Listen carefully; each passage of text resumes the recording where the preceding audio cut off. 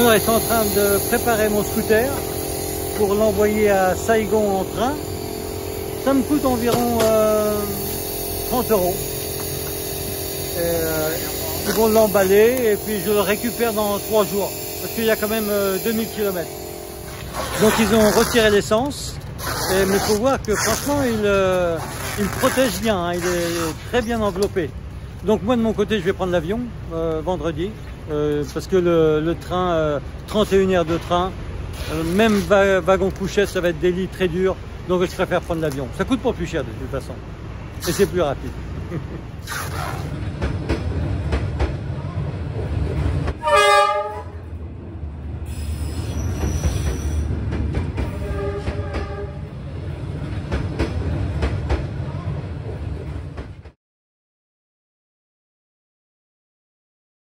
Bonjour, je me réveille, les vaches derrière moi aussi.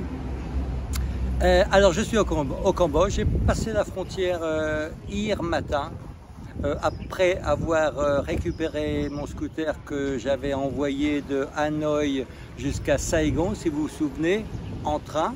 Donc je l'ai récupéré, moi j'ai pris l'avion plus rapide, je l'ai récupéré avant-hier. Et hier, j'ai passé la frontière qui se trouvait à seulement environ 70 km de Saigon. Donc la frontière, aucun problème. Forcément, j'ai acheté mon visa cambodgien à la frontière, 30 $. Bon, forcément, ils essayent toujours de récupérer $1 par-ci, $1 par-là, pour des raisons qui sont un petit peu de corruption, mais je paye rien du tout, comme à l'habitude. Et donc, la route pour venir jusqu'ici était un peu... c'était de la piste, hein, c'était de la piste, donc très poussiéreuse, et en plus de ça, il fait très chaud, il faisait 36 degrés. Alors, dans cette région-là du Cambodge, qui est très plate, on peut observer les maisons qui sont sur pilotis, mais très haut, hein. Et apparemment, c'est parce que quand il pleut, les inondations sont vraiment beaucoup d'eau. Donc toutes les maisons sont surpilotées très haut. La bonne nouvelle, c'est que mon dos va un petit peu mieux. C'est certainement parce que entre Hanoï et Saigon, j'ai pas roulé beaucoup. Donc mon dos va un peu mieux. Alors 5000 km au compteur du petit scooter.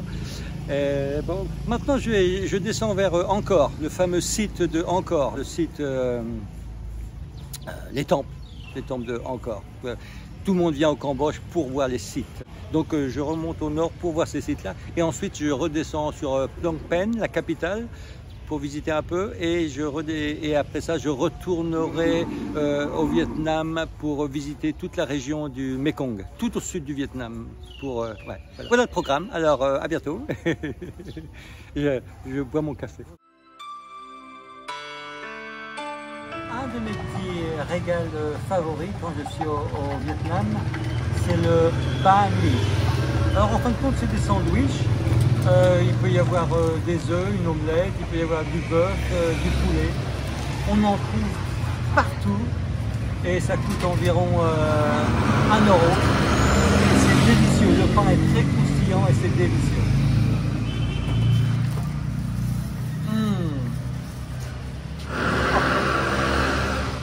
Donc après un bon banh mi, on se régale avec un café aux œufs.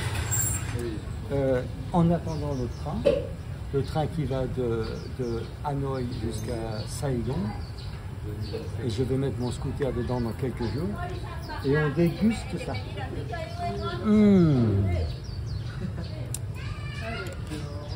Une spécialité de Hanoï, un café aux œufs. Alors un autre plat très populaire au Vietnam, c'est tellement populaire qu'ils en mangent au petit déjeuner, à midi et le soir. On en trouve partout et ça s'appelle le pho. P-H-O. Ah oui, voilà. Alors dedans, il y a des nouilles. J'ai déjà mangé beaucoup, alors il ne reste pas grand chose.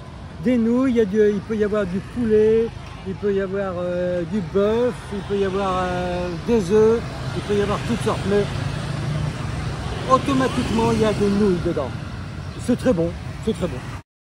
Alors, Alors pour ceux qui aimeraient venir au Vietnam ou au Cambodge et puis louer ou acheter un scooter, je vais vous dire plusieurs choses sur comment ça se passe. La chose la plus importante, c'est le permis international. Parce qu'à chaque fois que la police vous arrête, ils vont vous demander votre permis international. Mais attention, parce que certains permis internationaux de certains pays, par exemple l'australien, le permis international australien n'est pas reconnu au Vietnam. Moi, j'ai que celui-là, j'ai que le permis australien, donc il n'est pas valable. Mais ils n'ont jamais fait trop attention, donc je prends la chance. Donc jusque-là, ça a marché. Mais si vous êtes français, donc faites votre permis international, parce que sinon vous aurez des grosses amendes. Ouais. Ils peuvent même vous confisquer le scooter. Donc attention. La circulation. Alors la circulation, oubliez ce que vous avez appris en Europe ou en France. Ça ne se passe pas comme ça. Il faut prendre une ou deux journées pour apprendre à voir comment eux ils conduisent. En fait, il faut regarder que devant soi. Jamais regarder à droite ou à gauche ou derrière. Parce que si aussitôt que vous tournez la tête de ce côté-là, quelqu'un va traverser. Parce que eux, ils roulent qu'en face d'eux. Et ils viennent de tous les côtés sans regarder. Donc, et puis, ils peuvent aussi venir en face de vous. Donc, à contresens. Donc, il faut vraiment être concentré sur le devant. Oubliez derrière, c'est pas important. Et puis les gens klaxonnent beaucoup, mais ce n'est pas du tout pour vous dire dégager ou non, c'est pas du tout agressif, c'est juste pour te dire qu'ils sont là, à côté de toi ou derrière toi, un petit coup de klaxon. Mais alors un truc que je trouve superbe, c'est qu'il n'y a aucune agressivité sur la route. Les gens, ils se passent tout ça, ils font des bêtises, tout ça, mais c'est pas grave. Personne rouspète, personne s'engueule, rien du tout. C'est incroyable parce que ce soit en France ou en Australie, les gens sont toujours très agressifs au volant. Ici au Vietnam ou au Cambodge, non, on ne le ressent pas du tout. Alors derrière moi, je ne sais pas si vous avez remarqué, c'est le site Angkor. Originalement, c'était un temple hindou. Mais il est devenu un temple bouddhiste il y a peut-être 3000 ans. Je ne suis pas trop sûr des dates, mais environ 3000 ans, c'est devenu un temple bouddhiste. Et c'est immense, Et c'est le plus grand en Asie, temple bouddhiste. Angkor s'étend sur 400 km². Fut construit par l'Empire Khmer en 806 avant Jésus-Christ, je crois. Il fait partie de l'héritage international de l'UNESCO. Il y a environ 40 temples. Quelques-uns sont très bien entretenus, comme le principal, Angkor Wat, mais d'autres sont pas si bien entretenus. Et celui-ci, c'est le temple Phrom. Et là, on peut vraiment voir comment la nature a repris le dessus sur le temple, sur les ruines du temple. Très intéressant. Angkor, c'est certainement la place principale touristique au Cambodge. Les gens viennent au Cambodge pour voir Angkor.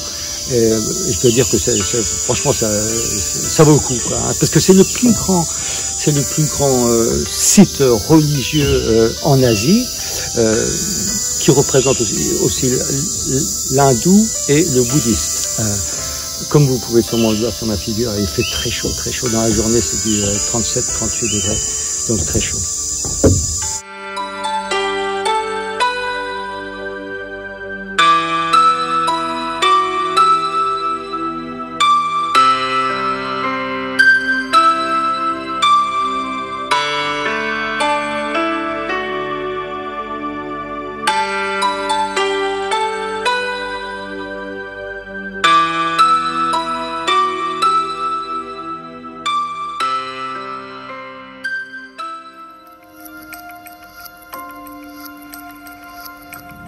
Alors en 1975, quand les Khmers rouges ont envahi Phnom Penh, ils ont fermé toutes les écoles, ils ont interdit la religion, ils ont interdit l'argent, donc il n'y avait plus d'argent, et ils ont chassé tous les habitants pour qu'ils aillent travailler dans la campagne.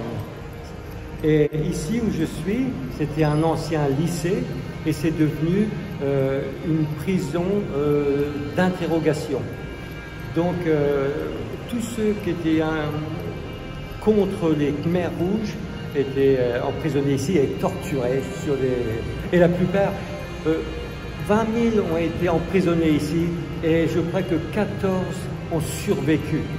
Ils étaient emprisonnés ici et ils étaient envoyés à 5 km d'ici, c'était hier, et ils étaient massacrés et enterrés dans des fosses communes.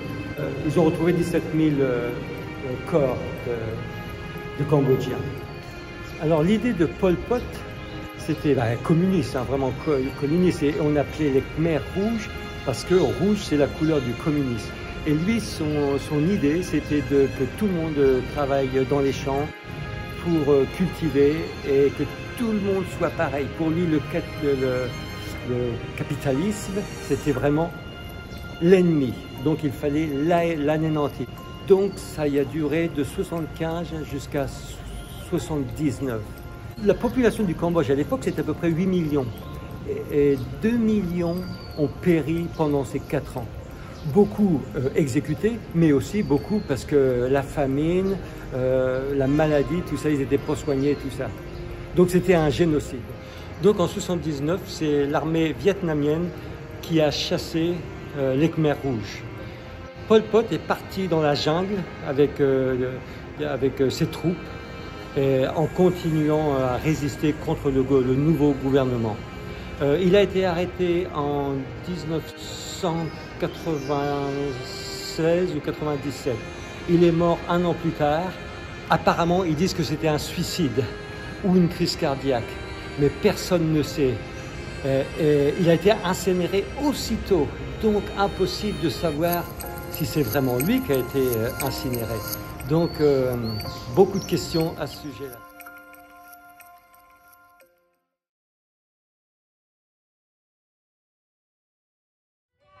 Xin chào. Xin chào.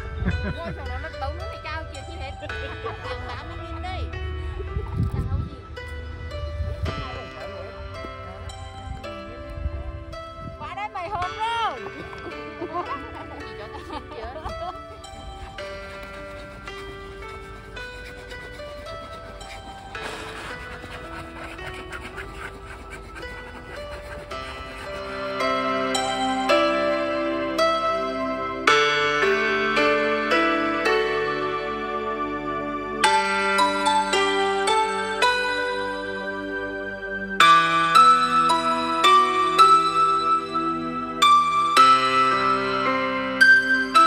Tour du Vietnam et du Cambodge prend sa fin. Je suis de retour à Saigon après 3 mois de voyage et presque 7000 km sur mon scooter. J'ai revendu mon scooter hier à un très bon prix, je dois dire, et dans quelques jours je retourne en Australie. Voilà. J'ai passé les 3 dernières semaines dans le sud du Vietnam, dans le delta du Mekong.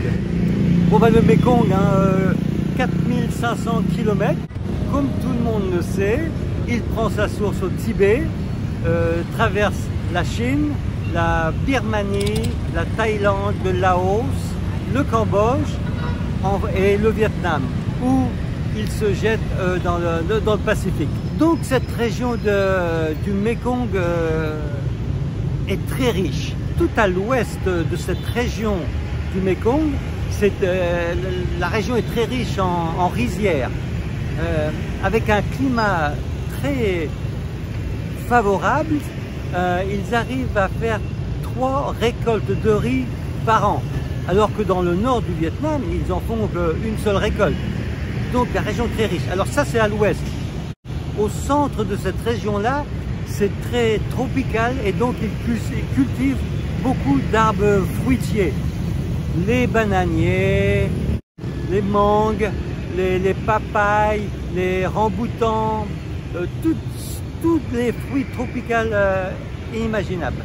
Et à l'est de cette région, il n'y a pas grand chose qui pousse parce que comme c'est un delta, l'eau est très salée et la seule chose qui pousse c'est les cocotiers. Mais avec les cocotiers, ils récupèrent le bois pour construire les maisons, pour faire des meubles, donc c'est riche en ça. Et aussi avec le lait des noix de coco, faire des bonbons par exemple, une grosse industrie de bonbons et forcément le lait de coco, grosse production de lait de coco. Donc ce coin est très riche. En plus de ça, sur les berges du Mékong, il y a beaucoup de fermes de poissons, des élevages de poissons. On en trouve tout au long du Mékong. Donc une grosse production de poissons. Donc cette région, ils appellent ça un peu la région, le grenier du Vietnam, parce qu'elle est très riche. Et ben voilà, c'est la fin de mon séjour. Je vous dis à la prochaine pour une prochaine vidéo, je ne sais où, sûrement des aventures ailleurs, quelque part dans le monde. Allez, au revoir, à bientôt.